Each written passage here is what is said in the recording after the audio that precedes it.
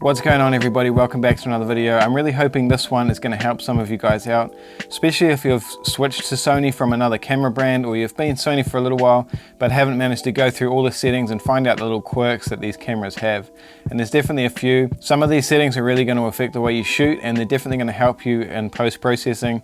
Other settings may not apply to you, but definitely check them out, and they will apply to all cameras like the A7III, A7R3, A7R4, A9, A9 Mark II, probably the A6500, a lot of them, and a lot of the other recent Sony cameras also. So let's jump straight into it with number one, in no particular order, being the DRO optimizer, or the dynamic range optimizer. This is a function in the Sony cameras that really only affects the JPEGs if you're shooting in JPEG, not in RAW. But what happens is it's showing you the optimized dynamic range in your viewfinder and on the back of the LCD screen. So what you're seeing is not going to be the same as what your output in RAW is. What this means is when you're jumping into Lightroom and you're importing all your RAW images, once you've gone past the JPEG preview, like you zoom into 100% or render the RAW previews, your image is going to go generally a lot darker, especially in situations with really high contrast. You'll notice that the dynamic range optimizer is lifting the shadows a lot, and then when you're looking at the RAW file, those shadows are just crushed again. So it really affects the way you expose your images. Once I found this setting out and I changed it on my camera, I found that I was shooting about 2/3 of a stop brighter on average, depending on the situation, and that was really saving my butt when it comes to editing and post-processing. So if you're finding your images going really dark in Lightroom once you've imported the RAW files, that's probably why. So check out the dynamic range optimizer. Now, number two on the list is the electronic front curtain. So there's really two main reasons why you want to turn this off that I've found anyway.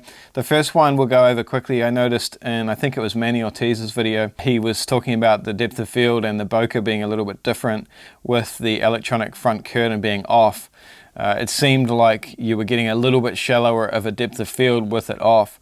Now, I've done some tests, I'll throw them up on the screen here, but the difference is very, very minor from my testing personally. I think he found a bigger difference. Maybe it depends on the lens. So if you turn electronic front curtain off, you may see a bit more of a pleasing background when it comes to the bokeh in your images. Now, the next reason you want to turn it off, which I found personally through a studio shoot that I was doing, and I was shooting wide open at 1.4, getting some fast moving subjects with a real shallow depth of field. So I was around 2,000th of a second. And if you have electronic front curtain turned on, it can create banding if you're in high-speed sync shooting at a fast sync speed with external flash. So you definitely want to turn that off if you're doing any kind of studio work, just to avoid any kind of banding. Now, the reason I don't have it turned off all the time is purely just for the noise. So I'll hold this up to my mic here and you'll probably be able to tell. So this is with the electronic front curtain on.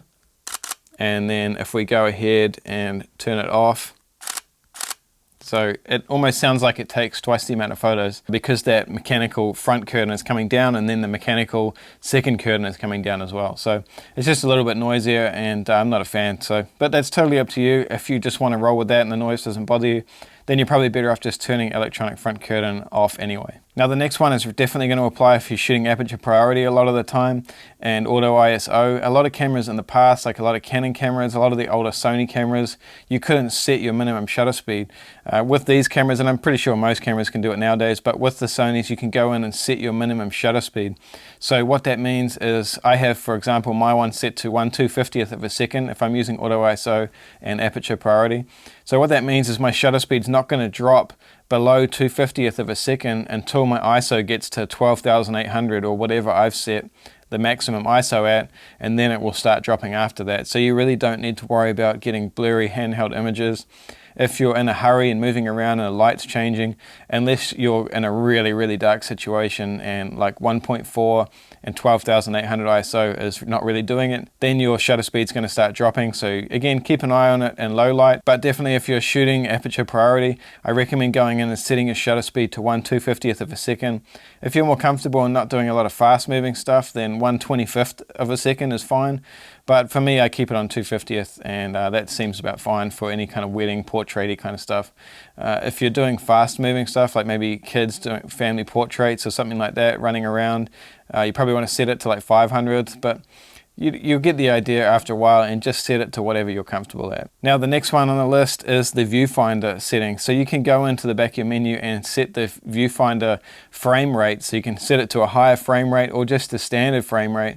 And most people I've found go straight to set it to high frame rate when you buy your camera, and that might be fine for you guys. But what you'll find on the A7 III and R3 and I think the A9 Mark I, I'm not sure about the new one, and definitely our camera's older than this, but if you set it to a high frame rate, the quality and the sharpness of the display in the viewfinder does drop. So if you set it to a standard frame rate, which is what I have mine set on, the image through the viewfinder looks much sharper and higher quality. Next one on the list is the face detect frame display. So by default, from all the cameras I've bought from Sony anyway, this is turned off, and all it is showing the box around the face. So a lot of people have asked about this in multiple videos that I've done. So it just means when you're pointing the camera around, it picks up the faces and shows you the gray box around it, just to show you it's picking up something. This is before you've pressed the focus button or anything like that.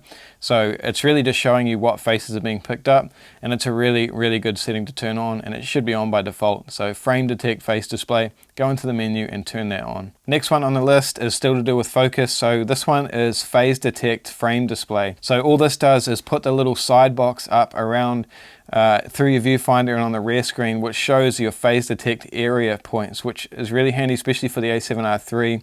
Where your focus points don't go all the way to the edge of the frame. If you step outside of that frame with the focus points, it can get a little bit unreliable in terms of focus. So if you set that up in the R3 in particular, and maybe some of the older cameras, it's going to give you a little bit more reliability in terms of where you can focus accurately. Next one on the list is the AFC focus release. So you can go into the menu and for AFS and AFC set the priority in which your shutter is going to activate. In AFS, for example, I have it set to focus, so it's not going to let me fire the shutter unless the shot is in focus, which is what I want with AFS, and it's really not something I'm ever using. I'm pretty much always on AFC unless maybe I was doing landscape or something like that. But in AFC, it's set to balanced emphasis, I believe. Now, I changed that to release, which means that whenever I press the shutter, whether it's in focus or not, it's going to fire off a shot.